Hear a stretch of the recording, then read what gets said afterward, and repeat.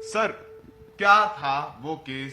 साजिश थी या अचानक से सब कुछ हो गया, कार सेवक अपने आप आ गए और फिर वो ढांचा ढह गया, जैसा कि ज्यादातर नेता कहते रहे हैं? राजनीति चमकी है लेकिन नेताओं की उससे।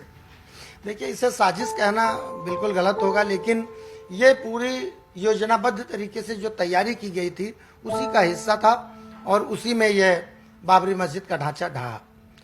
तो ये मैं योजनाबद्ध तरीके से, चूंकि मैं उसमें जुड़ा भी था, तो इसलिए मैं ये नहीं कह सकता कि अटेंडम हुआ, एकाएक हुआ, बल्कि ये योजनाबद्ध तरीके से जैसी योजना बनाई गई थी वैसा ही हुआ। और मैं वहाँ पर 5 दिसंबर को भी था और 6 दिसंबर को था, 7 दिसंबर को था। 5 दिसंबर को मैंने रिहर्सल भी कवर की थी। ये रिहर्सल थी बाबरी मस्जिद के बिल्कुल पास में ही, आधा किलोमीटर भी नहीं होगा, शायद आधा किलोमीटर होगा, इफ आई रिमेम्बर।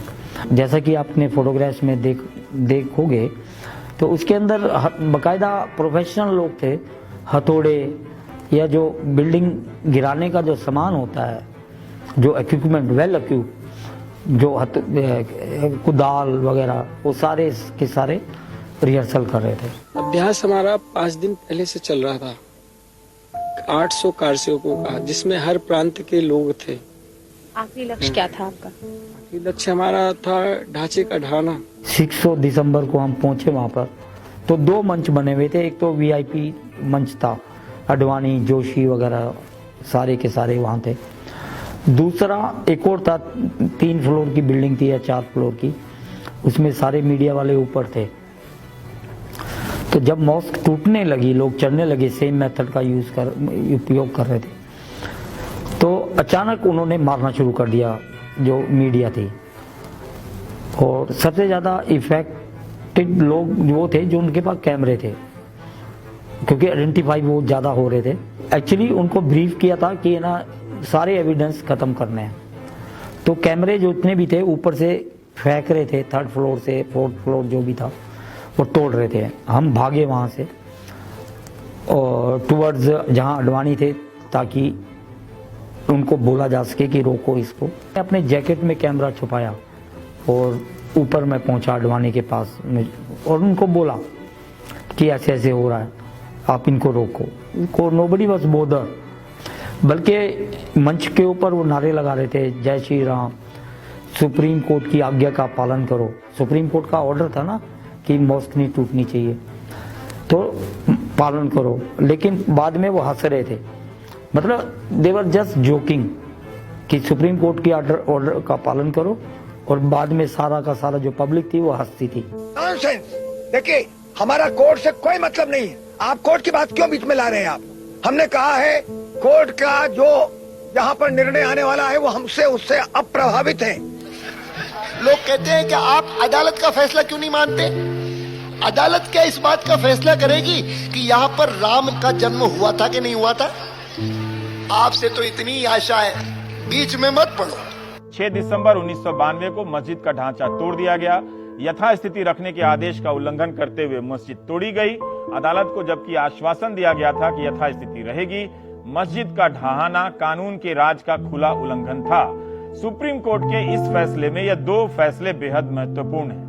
हजारों की संख्या में लोग और कई बड़े नेता इस काम में शामिल थे या मस्जिद गिराने के वक्त मौजूद थे। विवादित ढांचा जो गिराया गया, उसको गिराने को भी आपने मैं बिल्कुल गई थी, ये मैंने कल भी कहा है, मैं उससे बिल्कुल नहीं पलट रही, क्योंकि मैं गई थी, ढांचा तोड़ा था। तोड़ने गए थे ना ढांचा? आप कहीं तोड़ने? किस पे? बिल्कुल गई थी मैं, ढांचे पे चढ़ के तोड़ा था मैंने, और क्या बताऊँ आपको। और उसका गर्व है आपको? अरे गर्व, भयंकर गर्व है मुझे।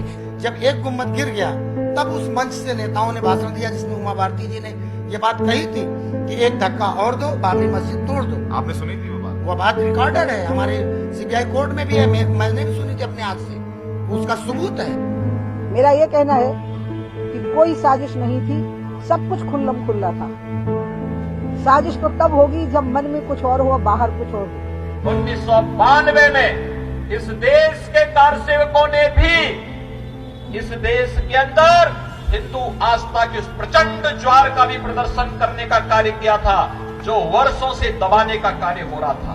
मैं राजनीति में जब आया तो पहला मेरा स्टेटमेंट था मथुरा में कि अयोध्या मथुरा काशी तो छोड़ो राजा भैया, अयोध्या मथुरा काशी में छोड़ो, दिल्ली की जामा मस्जिद तोड़ो।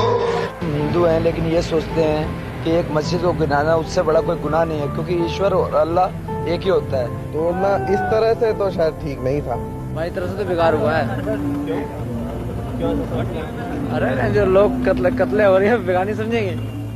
It was totally wrong. That's not the way. I mean, this is not the way politics should play actually. And I don't like it.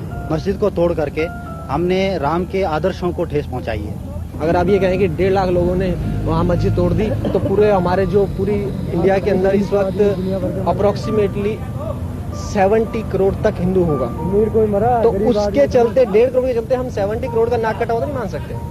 तो ये एक स्टेप जो था, एक बेवकूफी भरा स्टेप था कि वहाँ इकट्ठा करके भीड़ को उकसा दिया गया कि उस चीज को तोड़ दो। पूरे हिंदुओं का भी सिर शर्म से झुक गया है। अखंड हिंदू राष्ट्र की स्थापना के लिए हर हिंदू अपने घर में हथियार रखना सीखे मेरे भाइयों। हमारे विश्व हिंदू परिषद के अधिकारी गणों से यह निवेदन करना चाहता हूं कि हर वो नौजवान को AK-47 की शिक्षा भी देने की आवश्यकता है।